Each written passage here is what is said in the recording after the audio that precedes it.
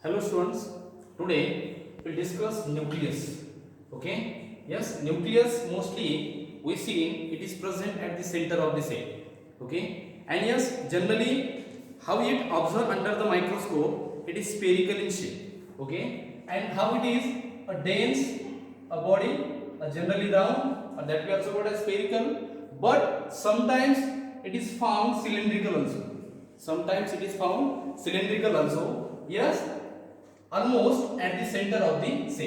It may be the plant cell, it may be the animal cell, it may be the bacteria or whatever the living cells. Okay, so nucleus, yes, it is present in that cell. Now see here, mainly the structure of the nucleus. What actually the nucleus contains?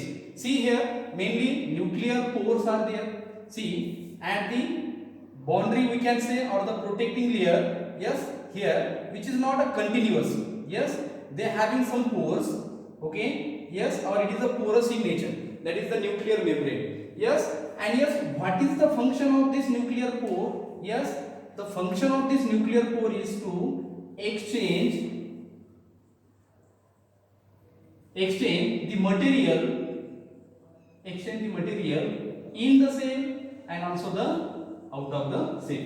Essential material, yes, they allow inside the nucleus, and yes, non essential, they mean it is go exit through this channel or this particular pore, that is the nuclear pore. Okay, now see this nuclear pore, yes, it is means breaking the that continuity of the nuclear envelope.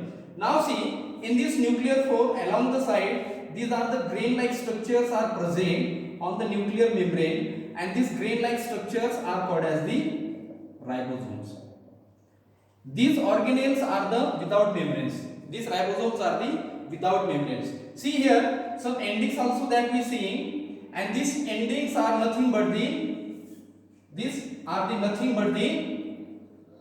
it is an endoplasmic reticulum. Yes, it is an endoplasmic reticulum. The section where ribosomes are present, that we call as rough endoplasmic reticulum, and this means area where which is near the plasma membrane where these ribosomes are absent, so that we call as the smooth endoplasmic reticulum. But that is not our point. Our point is the nucleus. Now see here, inside this particular membrane, this is the nucleoplasm, which contains mainly the chromatin fibers.